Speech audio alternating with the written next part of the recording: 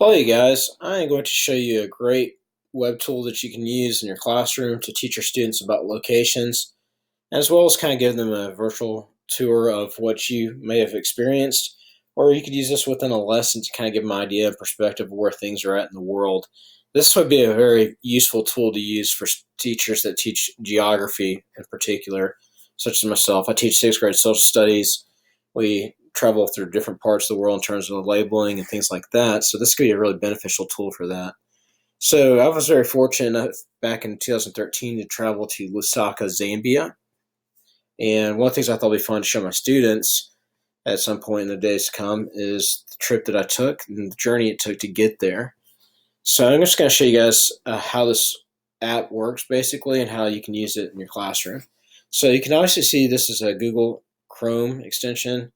It's called Tour Builder, and it allows you to kind of just encapsulate how to build a journey. This was originally made for U.S. soldiers to kind of preserve their memories of their travels and things like that, but they decided to go public with it, which I think is great because it's an awesome tool if you're ready to try to show somebody a trip that you might want to make, and it would make it really easy to entice them to travel if you could show them the steps it takes necessary to go on a trip. So, introduction, I have my tour name that I put in, which is Trip to Zambia, myself as the author, and then I included a picture and a little description. So, this is a trip I took to Lusaka, Zambia in 2013. This is a picture of myself with my dad at the British Museum that we stopped at on the way back on our flight. So, let's look at the first tab. We start off in Hartsfield Jackson International Airport, and we started in the international terminal. I actually did eat at the Varsity that night before we flew out. My dad and I are both Varsity fans, so it's just an easy pick to go there for our dinner. We ate at the terminal, which is really nice. You can see in the photo here. And if you want to, with these pictures, you can add a description title and also the description of what's going on. So if people want to see that, they can see that. And from there, we flew to London, which is an 8-hour flight over the Atlantic, or across the pond, as they say. We landed at London Heathrow International Airport, and then outside here, we got on the tube and took that over to Big Ben. So when you walk out of the tube, immediately you see Big Ben, and this is actually what you see once you come out. If you were going to go there today, the Big Ben is not as easily seen because they have a bunch of scaffolding covering it up, because Westminster Abbey and some other places, they have to go through periodic uh, rebuilding and things like that because of the acid rain. So right now, this is actually going through that stages. And there's scaffolding across Parliament here as well as Big Ben. Another thing I forgot to mention is that you can also include the time and day of the year that you went on these trips.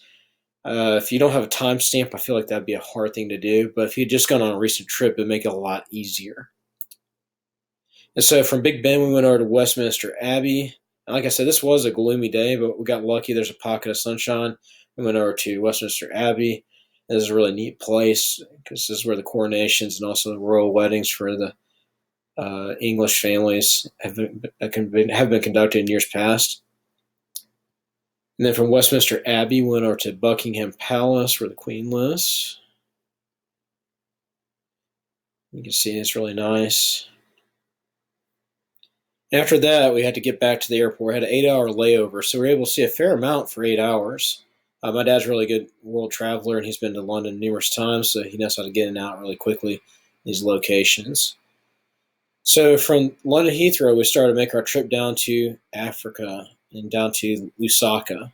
That was a 9-hour flight. It was really lengthy. So, and we have not stayed at a hotel at any point in this trip at this point, so we're both kind of getting a little bit tired. We'd already made our 2.5-hour drive from Dublin, Georgia up to Atlanta, then 8 hours over to London, our 8-hour layover in London, and then our 9 hours down to Zambia. So we landed on the tarmac in Lusaka, and this is what they typically look like when you unload. And this is a British Airways flight that we took on the way back. But this is what the tarmac looks like when we landed. And from there, we went to the college that my dad teaches at. I'm going to put this location in. So I'm going to show you how to create a tag so you can see how it works. So what you want to do is you want to tag add location. And then if you know your desired location, which I do, which is Ambassador International.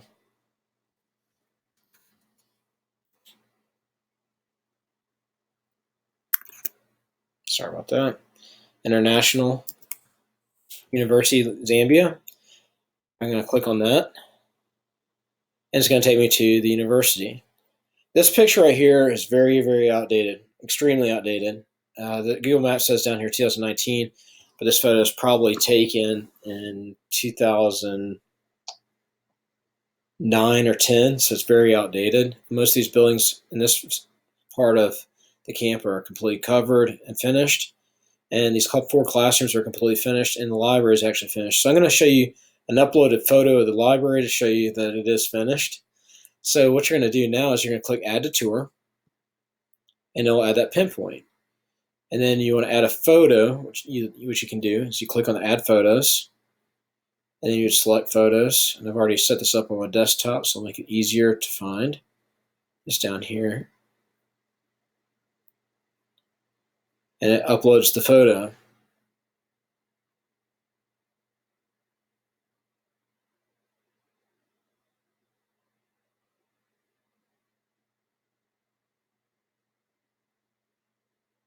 Okay, and then it gives you a little sample of what the photo looks like, so you can approve or disapprove. And if you agree with the photo, you click Select.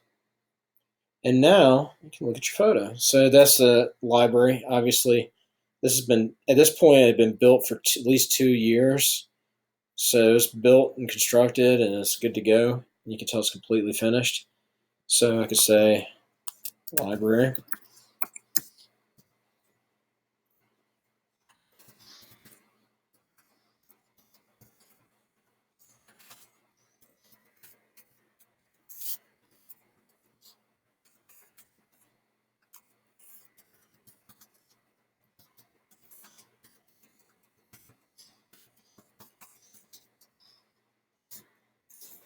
So just add a little information if you want to. So it says library. International students learn at the library and research. You can click close. And what that does is that whenever you click on that photo, that'll come up and it'll give students a little extra on it. So if you pan out, you can see that this is not a very short trip. The roads in Africa are pretty rough. The trip from Lusaka to the college was not so much bad because you're taking the Great East-West Road. But once you get off the main road to go to the campus, it's a dirt road that gets washed out in the rainy season, which we were in. And it can be really rough to go down. It can take almost an hour to get down, even though it's less than 7 miles. So as I pan out, you see that it's got all the pinpoints of the places I went to. And students can see a little perspective of how an international trip works. And they can gain perspective from different sites. So you don't have to use this specifically for your trips. You could easily use this for a lesson for your class. And I think this would be a great tool to use in the classroom. And I highly recommend Tour Builder for any educational purposes of showing multiple sites across the world. I hope you guys enjoyed my video, and I look forward to showing you more in the future.